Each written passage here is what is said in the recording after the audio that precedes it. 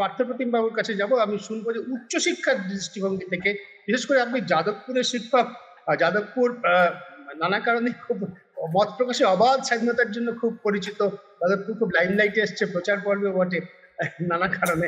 অথবা আপনার কাছে উচ্চশিক্ষার মূল সমস্যাটা কি, এবং সমস্যার থেকে বড় কথা কি প্রত্যাশা, কি করলে অন্তত হাল ফেরার সম্ভাবনা একটু হবে, সেটা পার্থবাবু যদি বলেন। স্যার আমাদের প্রথমেই একটুখানি বলেছেন, তাও আমি যে জায়গা থেকে শুরু করব, আমরা যে সমস্যাগুলো গত 15 বছর ধরে ফেস করলাম, সেই সমস্যাগুলোর দিকে যদি নতুন সরকার তাকান তাহলে হয়তো কিছু সুরাহা হতে পারে। প্রথম যে কথাটা বলবো, আমি কিছু পয়েন্ট টাচ করে যাবো, অত ডিটেলসে বলার সময় নেই।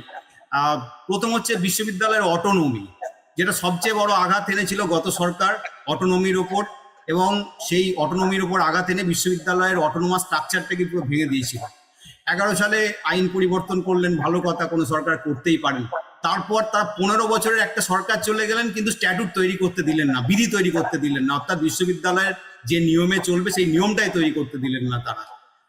দ্বিতীয় হচ্ছে যে EC, court, senate, syndicate, faculty council, যে বেসিক স্ট্রাকচার উপর বিশ্ববিদ্যালয়, অ্যাডমিনিস্ট্রেটিভ স্ট্রাকচার বিশ্ববিদ্যালয় দাঁড়িয়ে থাকে, যারা একটা বিশ্ববিদ্যালয়কে দৃঢ় করে, বিশ্ববিদ্যালয়ের পরিচালনা করে, সেই ব্যবস্থাটাকে পুরোটা ভেঙে দিলেন।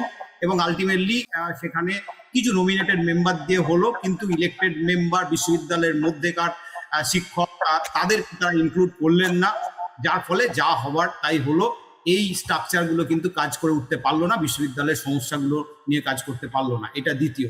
এই আরেকটা উদাহরণ এই প্রসঙ্গে দেব, আমাদের বিশ্ববিদ্যালয়ে হয়েছে, সব বিশ্ববিদ্যালয়ে হয়েছে, মৌ আগে সাইন হতো একটা, আমাদের কোনো একটা বিশ্ববিদ্যালয় বা কোনো একটা সংস্থার সাথে, কোনো একটা ইনস্টিটিউটের সাথে আমাদের প্রচুর মৌ সাইন হতো। এই মৌ স্বাক্ষরের ফলে কি হতো, আমাদের বিশ্ববিদ্যালয় অন্য জায়গার সাথে কাজ করার সুযোগ পেত, ছাত্রছাত্রীরা, গবেষকরা। আমাদের বেশ কিছু প্রজেক্ট আছে, সেই প্রজেক্টগুলো আমাদের আসতো। এই পুরোটাই, এইগুলো সমস্ত কিন্তু এই মৌ হওয়ার ফলে কিন্তু হতো। কিন্তু আমরা বেশ কয়েক বছর ধরে যেটা হলো, এই মৌটা আগে বিশ্ববিদ্যালয়ে সাইন করতে পারতো, কিন্তু দেখলাম যে এই সরকার যেটা করলো, সেই মৌ সাইনের অথরিটিটা বিশ্ববিদ্যালয়ের হাত থেকে বিকাশ ভবনে নিয়ে চলে গেল, এবং তারপর বিকাশ ভবন থেকে আবার চিফ সেক্রেটারির কাছে নিয়ে চলে গেল, এবং যার ফলে গত কয়েক বছর ধরে এই মৌ সাইন করা আটকে গেল। যার ফলে পরের পর আমাদের অন্য বিশ্ববিদ্যালয়, অন্য ইনস্টিটিউট এর সাথে মৌ সাইন আটকে গেল, অনেক প্রজেক্টের টাকা ফেরত চলে গেল দিনের পর দিন, যেখানে কিন্তু বিশ্ববিদ্যালয় বা সরকারের কোনো আর্থিক দায় দায়িত্ব ছিল না, শুধুমাত্র বিশ্ববিদ্যালয় এবং বিশ্ববিদ্যালয়ের ছাত্র, গবেষক, শিক্ষকরা লাভবান হতো। সেটা কি করলো, একটা বিকাশ ভবনে নিয়ে গিয়ে সেই মৌয়ের অধিকার কেড়ে নিয়ে এই সমস্ত টাকা আটকে দিয়ে তারা এমন একটা জায়গায় নিয়ে গেলেন যে এগুলো সব আটকে গেল। একটা প্রশ্ন জিজ্ঞাসা করছি আপনাকে, যে একটা বিশ্ববিদ্যালয়ে সে নির্দিষ্ট, বা আপনাদের ক্ষেত্রে ইঞ্জিনিয়ারিং শিক্ষা প্রতিষ্ঠানে বটে যাদবপুর, তারা তো যে বিষয়গুলো নিয়ে মৌ স্বাক্ষর করে, যেগুলোর জন্য তাদের পয়সা দেয় বিভিন্ন বাণিজ্যিক প্রতিষ্ঠান, অত্যন্ত টেকনিক্যাল বিষয়, সেগুলো বিশ্ববিদ্যালয়ের অধ্যাপক, শিক্ষক যারা বিষয়টা বোঝেন তারা ছাড়া শিক্ষা দপ্তরের যে কোনো অফিসার বা এমনকি মুখ্য সচিব, যিনি সারা রাজ্যের হাজার বিষয় নিয়ে ব্যাপৃত, তিনি কি করে বুঝবেন? মানে এগুলো নিয়ে প্রশ্ন ওঠেনি কখনো? না, প্রশ্ন আমরা বারে বারে তুলেছি, কি ব্যাখ্যা পাওয়া গিয়েছে? প্রশ্ন বারে বারে তুলেছি, কোনো উত্তর পাওয়া যায়নি। বিকাশ ভবনের দিনের পর দিন ফোন করা হয়েছে, কোনো উত্তর দেননি। কারণ ওনাদের আসলে আমরা যেটা বুঝতে পেরেছি, উচ্চশিক্ষায় কোনো গুরুত্ব নেই, যেমন হয়তো স্কুল শিক্ষাতে বা নেই, সেরকম উচ্চশিক্ষাতে হয়তো ওনাদের কোনো গুরুত্ব ছিল না। যার ফলে এইটুকু, মানে যেখানে সরকারের কোনো আর্থিক দায়ভার ছিল না, শুধুমাত্র একটা বিশ্ববিদ্যালয়কে স্বাধীনতা দেওয়ার দরকার ছিল, যেটা আগে ছিল অ্যাকচুয়ালি, আগে বিশ্ববিদ্যালয় মৌ সাইনগুলো করতো। সুতরাং এই মৌ সাইনগুলো পুরো আটকে গেল। এরপরে একটা বড় সময় উচ্চশিক্ষার ক্ষেত্রে আমরা কি দেখলাম না, আচার্য, রাজ্য সরকার দড়ি টানাটানিতে সমস্ত বিশ্ববিদ্যালয়ের স্থায়ী উপাচার্য নিয়োগ আটকে গেল।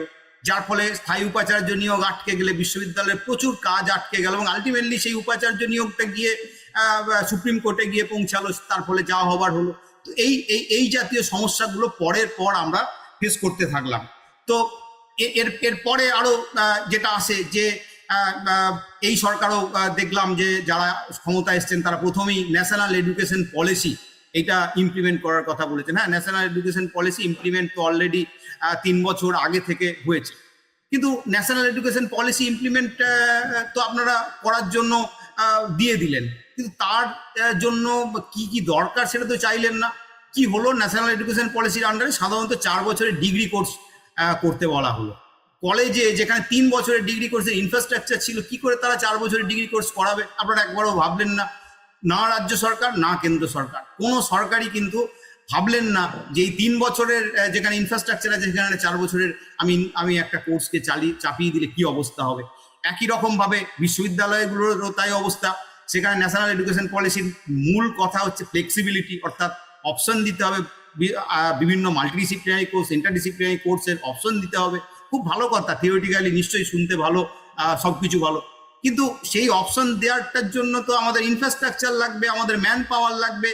কিন্তু গত 15 বছর ধরে দেখবেন শিক্ষক সংখ্যা তলানিতে 50%-এর নিচে চলে গেছে, শিক্ষা কর্মীর সংখ্যা 50%-এর নিচে চলে গেছে, আধিকারিকের সংখ্যা 50%-এর নিচে চলে গেছে। তাহলে মানে ম্যান পাওয়ার পরের পর কমতে থেকেছে, যার ফলে এইটা হচ্ছে আর একটা সমস্যার জায়গা তৈরি করেছে। আর একটা তৃতীয়, আমি যে জায়গাটায় আসি, আগের সরকার অপরিকল্পিতভাবে প্রচুর বিশ্ববিদ্যালয় খুলে দিয়েছে। আমরা জানি না, মানে যেখানে দেখবেন ব্যাঙের ছাতার মতো একটা কলেজের একটা বিল্ডিং এ কোথাও একটা হোস্টেলের একটা ঘর নিয়ে একটা বিশ্ববিদ্যালয়ে শুধুমাত্র উপাচার্য আর কেউ নেই, এরকম ভাবে বিশ্ববিদ্যালয় বলে একটা রাজ্যের উচ্চশিক্ষার কি অবস্থা থাকবে। সেখানে দাঁড়িয়ে যাদবপুর বিশ্ববিদ্যালয়, কলকাতা বিশ্ববিদ্যালয়, প্রেসিডেন্সি বিশ্ববিদ্যালয়, ইভেন যারা আগের পুরনো বিশ্ববিদ্যালয়, তাদের ইনফ্রাস্ট্রাকচারের প্রতি বিন্দুমাত্র নজর দেয়নি আগের সরকার। যার ফলে হলো কি, একদিকে যেগুলো যারা আরো শিক্ষার এই মানটাকে উন্নততর করতে পারত, তাদেরকে কোনো রকম কোনো ইনফ্রাস্ট্রাকচারাল সাপোর্ট দেওয়া হলো না।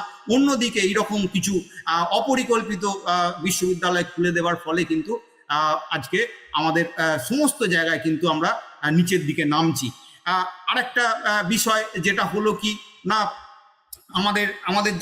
আমরা দেখলাম যে আমাদের বিশ্ববিদ্যালয়ের ক্ষেত্রে যেমন একটা জিনিস বলছি, যে আমরা ইনস্টিটিউট অফ এমিনেন্সের জন্য ইউজিসি, এটা আমাদের বিশ্ববিদ্যালয় কেন্দ্রিক UGC empowered committee institute of এমিনেন্সের জন্য আমাদের বিশ্ববিদ্যালয়কে সিলেক্ট করলেন। কিন্তু তারপরে আমরা দেখলাম দড়ি টানাটানি শুরু হয়ে গেল কেন্দ্র সরকার রাজ্য সরকার, কে কত টাকা দেবে না দেবে। লাস্টে বলা হলো যে 25% টাকা দিতে হবে রাজ্য সরকারকে। আমাদের বিশ্ববিদ্যালয় বললো ঠিক আছে, আমরা 25% টাকা দেবো, তারপরেও কিন্তু আটকে গেল। আজকে আশা করব আজকে কেন্দ্র এবং রাজ্যের একই দলের সরকার, সেখানে আমরা বিশ্ববিদ্যালয়ের পক্ষ থেকে আপনাদের চ্যানেলের মাধ্যমে আমরা সকলকে আবার আবেদন জানাবো যে ইনস্টিটিউট অফ এমিনেন্স আজকে দিন, কারণ আজকে কেন্দ্র রাজ্য দুটো সরকারই একই দল চালাচ্ছে। সুতরাং আশা করবো আজকে কেন্দ্র সরকার রাজ্য সরকারের মধ্যে এই বিরোধ হবে না। একই রকম ভাবে কিন্তু আমাদের রুসা প্রকল্পে আমরা 100 কোটি টাকা স্যাংশন পেয়েছিলাম, সেখানে মাত্র 53 কোটি টাকা দেওয়ার পর 47 কোটি টাকা দেওয়া হয়নি। বহু স্কলার কিন্তু সেখানে মাঝপথে তারা গবেষণা প্রকল্প বন্ধ করতে বাধ্য হয়েছে। এছাড়া যে জায়গাটা বলবো, যে আমাদের এই যে এনইপি চালুর ফলে আমরা যেটা এখন দেখতে পাচ্ছি, এই প্রবলেমটাও কিন্তু স্যার বলেছেন যে ছাত্র কম আসছে। সত্যি আমরা এত কম ছাত্র পাচ্ছি যে আগে আমাদের এত লাইন থাকতো, ছাত্রের এত এত ছাত্র এখানে পড়তে আসতো, সেই ছাত্র পড়তে আসার সংখ্যা কমে গেছে। এবং মফস্বলের বহু কলেজে আমরা দেখতে পাচ্ছি ভালো ভালো কলেজে সিট ভর্তি হচ্ছে না। আমি নাম করছি না, কয়েকদিন আগে কলকাতার বিখ্যাত কলেজ যেখানে প্রচুর ছাত্রছাত্রী লাইন দিত, সেখানে সিট ভর্তি হচ্ছে না। তো এই জায়গাটা আসছে কেন? সেই জায়গাটা যদি আমরা আজকে ছাত্রদেরকে যদি আমরা উচ্চশিক্ষার আঙিনায় আনতে না পারি, তাহলে কিন্তু আমরা এত কিছু আলোচনা করে কিছু করতে পারবো না। সুতরাং এই ছাত্রদেরকে উচ্চশিক্ষা আঙিনায় আনতে হবে। এবং ন্যাশনাল এডুকেশন পলিসি চালুর পরে আমরা কি দেখলাম, যে 4 বছরের ডিগ্রি কোর্স করার ফলে কিনা জানি না, আমার মনে হয় কিছুটা এইটা দায়ী, সেটা হচ্ছে ছাত্র সংখ্যা কিন্তু আরো কমছে। তার ফলে এই যে ন্যাশনাল এডুকেশন পলিসি 4 বছরের ডিগ্রি কোর্স, এইটাও কি আমাদের এরকম ইনফ্রাস্ট্রাকচারে করা যাবে বা যেতে পারে, এইটাও কিন্তু যারা নীতি নির্ধারণ করছেন তাদের কিন্তু আরেকবার ভাবা উচিত। তা না হলে কিন্তু আমরা কিন্তু আরো সমস্যার মধ্যে পড়তে থাকবো। সুতরাং এই জাতীয় জিনিসগুলো আমরা চাই, এবং ন্যাশনাল এডুকেশন পলিসি এই গভর্নমেন্টও বলছে ইমপ্লিমেন্ট করতে হবে। করতে গেলে কিন্তু ইনফ্রাস্ট্রাকচার, ম্যান পাওয়ার, এই সমস্তটাকে কিন্তু যদি না দেওয়া হয়, তাহলে কিন্তু একটা পলিসি ইমপ্লিমেন্ট করা কিন্তু প্রচণ্ড অত সহজে ইমপ্লিমেন্ট করা যাবে না। এবং বিগত সরকারের স্বাভাবিকভাবে শিক্ষা প্রতিষ্ঠানের ওপর সরাসরি হস্তক্ষেপ আমরা দেখেছি, এবং শিক্ষা প্রতিষ্ঠানকে তার স্বাধিকারে বজায় রেখে চলতে দেওয়া হয়নি। আমি জানি না এই সরকার, কিন্তু এখনো পর্যন্ত বেশ কিছু ইন্ডিকেশন আসছে যে যারা বিগত সরকারের এইরকম হচ্ছে যে বিশ্ববিদ্যালয়ের স্বাধিকারে হস্তক্ষেপ করেছিল, তাদেরই কেউ কেউ এখন জামা পাল্টে এই সরকারের আমলেও কিন্তু একই রকম ভাবে ডিকটেট করার চেষ্টা করছেন যে আমরা যা বলবো সেইভাবে বিশ্ববিদ্যালয়কে চলতে হবে, অন্যভাবে নয়। এইটা যদি হয় তাহলে কিন্তু অশনি সংকেত, তাহলে কিন্তু আমরা কিন্তু আবার ঘোর বিপদের মধ্যে গিয়ে পড়ব। যদি বিশ্ববিদ্যালয়গুলোকে তাদের স্বাধিকার বজায় রেখে তাদের যা অ্যাডমিনিস্ট্রেটিভ স্ট্রাকচার সেইটা বজায় রেখে তাদেরকে সমস্যার জন্য তাদেরকে চিন্তা ভাবনা করা, এবং সরকারের কাজ সেই রাধাকৃষ্ণন কমিটির সময় থেকে যে সরকারের টাকা দেওয়া মানে হচ্ছে তার কন্ট্রোল নেওয়া নয়, আসলে টাকা একটা মানে সরকারের দায়িত্ব হচ্ছে শিক্ষা প্রতিষ্ঠানকে টাকা দিয়ে তার স্বাধিকারটাও রাখা, এবং তারা যাতে স্বাধিকার বজায় রেখে তার কাজ করতে পারে, বা টাকা বা আরো অন্য ইনফ্রাস্ট্রাকচার দিয়ে। এইটা যদি না হয় তাহলে কিন্তু সমস্যা যেটা গত সরকারের আমলে আমরা ফেস করেছি সেটা কিন্তু চলতে থাকবে। ধন্যবাদ অধ্যাপক পার্থপ্রতিম রায়কে। উচ্চশিক্ষার যে সমস্যাগুলির কথা তিনি বললেন, বিশেষ করে যাদবপুর বিশ্ববিদ্যালয়ের কেন্দ্রিক একটি নির্দিষ্ট সমস্যার কথা বললেন, আমরা সেগুলো শুনলাম। দর্শকদের জন্য একটু ছোট্ট করে আবার মনে করিয়ে দিই, ন্যাশনাল এডুকেশন পলিসি 2000 যে চালু হয়েছে, তাতে 4 বছরের গ্রাজুয়েশন কোর্স এর ফলে সমস্যা হচ্ছে বলে তিনি বললেন। বিশ্ববিদ্যালয়ের অটোনমি, স্বাধিকার হরণ করা হয়েছে, যে ক্ষেত্রে রাজ্য সরকারের কোনো আর্থিক দায় বহন করতে হবে না, শুধু বিশ্ববিদ্যালয়কে স্বাধীনতা দিলে তারা একটা চুক্তি সই করতে পারে কোনো বাণিজ্যিক প্রতিষ্ঠানের থেকে, যাতে তারা টাকা পাবে এবং তার দ্বারা গবেষণা করতে পারে। এই স্বাধীনতা তাদের থেকে কেড়ে নেওয়া হয়েছে, এটা প্রতিকার হওয়া দরকার। উপাচার্য নিয়োগ নিয়ে আমরা সবাই জানি পশ্চিমবঙ্গ দেশের মধ্যে একমাত্র রাজ্য এখানে উপাচার্য নিয়োগ নিয়ে এত মামলা মোকদ্দমার পর একজন সুপ্রিম কোর্টের প্রাক্তন প্রধান বিচারপতি নেতৃত্বে একটা কমিটি উপাচার্য নিয়োগ প্রক্রিয়া এখনো বোধহয় চলছে, এখনো বোধহয় সবগুলো শেষ হয়নি। এটা অন্য কোনো রাজ্য হয়নি, মানে কেন্দ্র রাজ্য বিবাদ অনেক রাজ্যই আছে।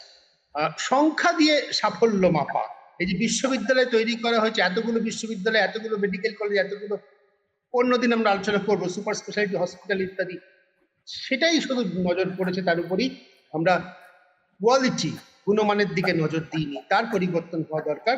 এবং পার্থপ্রতিম বাবুর মুখে শুনে ভালো লাগলো যে যদি কেন্দ্রের রাজ্যে একই সরকার থাকে, তার ফলে যদি শিক্ষার কিনতে ছুড়া হয় তাহলে সেটা স্বাগত, তারা আশা করছেন সেটা হবে। আমরা জানি না অবশ্য হবে কিনা, কারণ পার্থপ্রতিম বাবু এটাও বলেছেন যে 15 বছর যারা ছড়ি ঘোরাতো অবৈধভাবে, তারা আবার সে সুযোগ নেওয়ার চেষ্টা শুরু করছে। শুধু শিক্ষাক্ষেত্রে নয়, আমরা খবর পাচ্ছি নানা ক্ষেত্রেই হওয়ার প্রবণতা দেখা দিয়েছে। কিন্তু এখনো পর্যন্ত মুখ্যমন্ত্রী শুভেন্দু অধিকারী তার অঙ্গীকার এবং শাসক দলের যিনি রাজ্য সভাপতি শ্রমিক ভট্টাচার্য তার বারবার প্রতিশ্রুতি, সেটা তারা হতে দেবেন না। আমরা নিশ্চয়ই অপেক্ষা করবো তাদের প্রতিশ্রুতি পালিত হয় কিনা তা দেখার জন্য।